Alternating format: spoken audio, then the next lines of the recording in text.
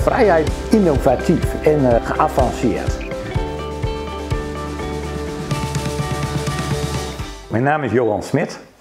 Ik ben getrouwd met Ellen, vader van 6 kinderen in de leeftijd van 10 tot 21 jaar. In 2011 heb ik een zwaar motorongeval gehad. Mijn hobby's: fietsen, orgel spelen, tuinieren, het platteland. En ik was voorheen altijd servicemonteur, dus ik ben nog steeds een monteur. En ik hou van techniek, nieuwe uitdagingen. Ik was denk ik niet bovengemiddeld sportief. Maar dat had ook een beetje te maken met, wij hadden een groot gezin, hebben een groot gezin, 4, 5 kinderen. Ik had 5 kinderen op het moment dat ik een ongeval kreeg. Mijn vrouw was 8 maanden zwanger van de 6e, dus dat was een heel hectische situatie. Daarnaast, ik had een gewone fiets, gewoon een simpel ding, 3 versnellingen. In het verleden heb ik ook wel op de mountainbike gefietst, racefiets. Dus ik had altijd al een mountainbike in de garage staan, dus we gingen wel eens op uit, ook als gezin met elkaar fietsen. 25 maart 2011 heb ik een zwaar motorongeval gehad. Op een vrijdagavond ging ik even een eindje rijden. Dat deed ik wel eens vaker, nadat de kinderen in bed lagen en ik mijn verplichting als vader had gedaan. Een stukje ontspanning. Op een 80 kilometer weg werd ik in een flauwe bocht door een tegemoetkomende automobilist finaal van de weg afgereden. Die reed door de binnenbocht. Waardoor ik vol geraakt ben. Ik ben in de berm terechtgekomen, de auto aan de overkant kon ook niet meer verder. En vanaf dat moment is mijn leven behoorlijk veranderd. Want toen ben ik naar het ziekenhuis gegaan in Zwolle. Heb ik 2 weken doorgebracht en vervolgens een half jaar in de Vogellanden, een revalidatiecentrum. Ik heb mijn linker onderbeen verloren, verlamd geraakt aan mijn linkerarm. En op een gegeven moment kwam er een situatie dat de mobiliteit ter sprake komt. En nadat ik dus vanuit de rolstoel heb leren lopen, kwam de mogelijkheid om te fietsen. Via de gemeente Hardenberg ben ik toen in aanraking gekomen met Van Raam.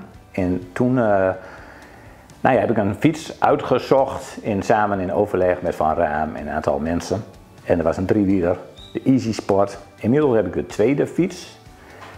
De eerste fiets heb ik denk ik een jaar of 5, 6. Mocht ik een andere uitkiezen, aanschaffen. En dan fiets ik naar volle tevredenheid op. Ja, de Easy Sport is eigenlijk voor mij de perfecte fiets.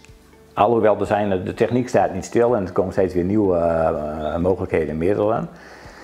Maar fietsen is voor mij eigenlijk gewoon een stukje vrijheid. Het leven met een beperking, dat is best pittig. Omdat je dus een been mist, een arm mist en is een gewone fiets lastig. Omdat je ook met de balans zit en je zit dan met je prothese. En ik heb een computergestuurd been, dus dat reageert ook op een bepaalde manier. Dus een 3-wielfiets, dat is eigenlijk perfect. Ook nog met trapondersteuning erbij. Ik geloof 7 versnellingen. Ik kan hem met 1 hand bedienen, dus alles zit aan de rechterkant. Dus de remmen, zowel de voor als de achter, die zijn gekoppeld. De versnellingen, een richtingaanwijzer. Als je 's avonds in het donker fietst, je gaat linksaf. Wij woonden voorheen in Bergensheim, moest ik over de brug. Dan dacht ik wel van met 1 hand, je hand uitsteken, hoop je maar dat mensen achter jou je zien. Kan ik allemaal aan 1 kant bedienen, dus dat is perfect. Ik heb nog een plateautje voor mijn prothesevoet. Dus mijn linkerbeen heb ik een prothese. Daar heb ik een plateau met een soort bandje dat ik mijn voet vast kan maken. Er zit een spiegeltje op, al met al ben ik heel tevreden. Ik gebruik mijn fiets gewoon om te fietsen, gewoon voor de fun. Om je hoofd leeg te maken, dan fiets ik bijvoorbeeld richting Hardenberg. Of ik fiets door Diffelen, door het bos, zeg maar. We wonen in een landelijke omgeving met platteland, bos. Maar ook wel om boodschappen te doen. Dus ik fiets ook wel eens naar Hardenberg. Ik denk van, ik ga een visje eten bij de visboer. Nou, dan fiets ik 9 kilometer, 10 kilometer richting Hardenberg, eet ik een visje. En dan ga ik door het bos weer terug en dan heb ik een mooi uitstapje gehad. Dus dan heb ik het nuttige met het aangename gecombineerd.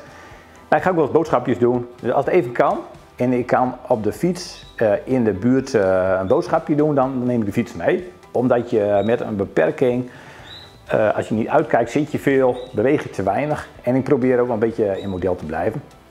Dus dat is eigenlijk waar ik de fietsen voor gebruik. Het fietsen is gewoon, handig. En het is ook handig omdat ik kan wel lopen.